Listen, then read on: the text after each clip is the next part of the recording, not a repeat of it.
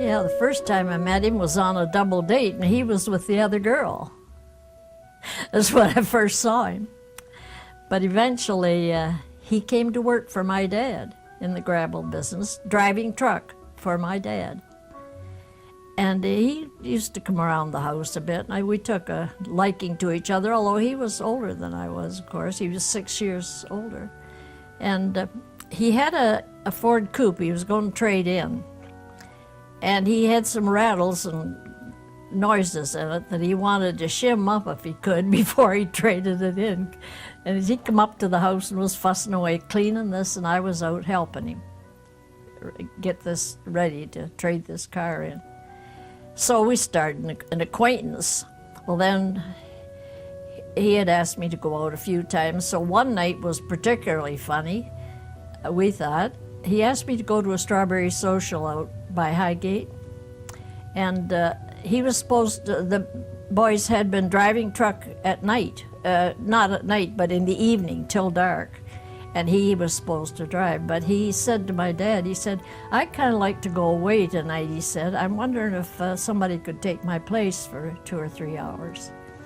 And my dad said, "Why, sure, boy, go on and go. I'll drive your truck. It's just a couple hours. I'll drive your truck for you. I'll take the loads."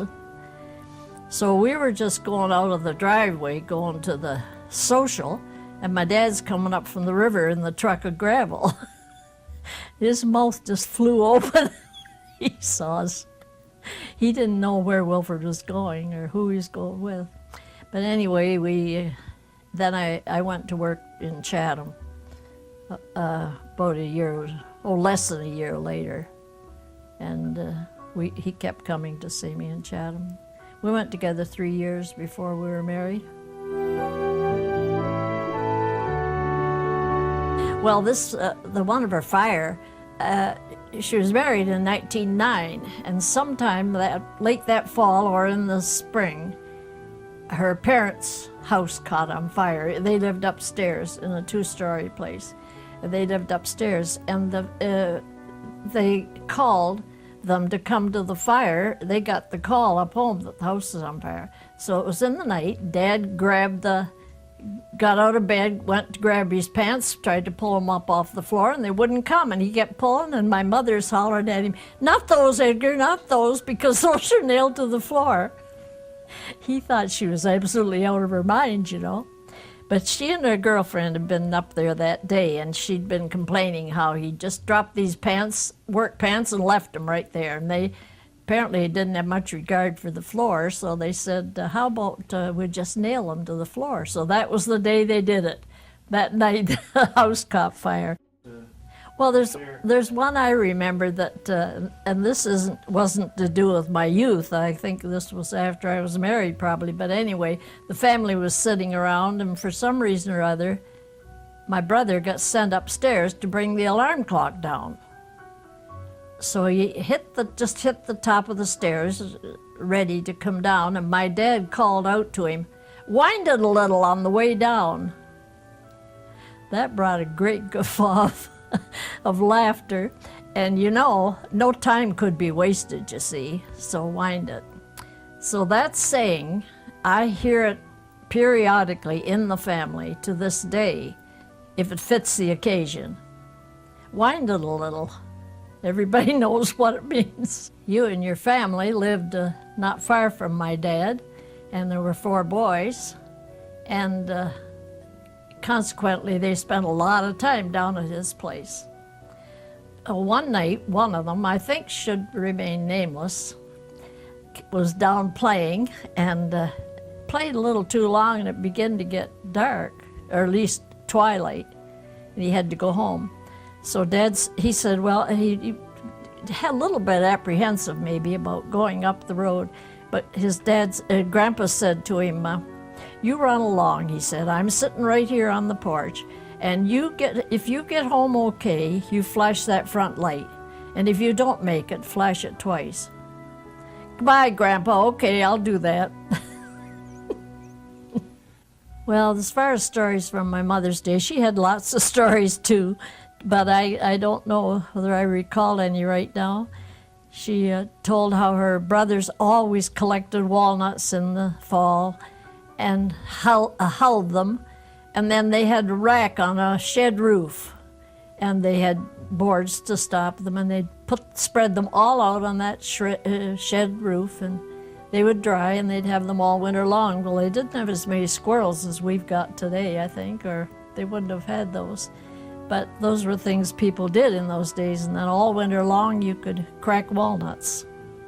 My uncle, Mother's sister's husband, Matt Ruckle, built this lovely home on the edge of town about 1910. And I spent a lot of time there with my cousins. And he had fox pens out the back. He raised silver foxes. He was a druggist, you know, but he raised silver foxes as a hobby. And he also had an animal called a fisher, which is a small rat-like thing. So we kids used to go back and look at the foxes, and we weren't supposed to be around them much because they weren't to be frightened or anything like that. But I stuck my finger through the wires one day and got bit by this fisher. Nipped. I had to go and have a shot for it. Always exploring, you see. Yeah. Well, of course, we followed the events leading up to it, the Chamberlain going and offering to make peace and all this, and hoping it would happen. And of course, it didn't happen. We lived where Jerry lives, and we were sleeping on the sleeping porch at the back with the windows open. And this Sunday morning, we awakened to a radio just blaring. And we got up to check, and it was Joe Jones across the road, had his radio. He was up early. We were sleeping in.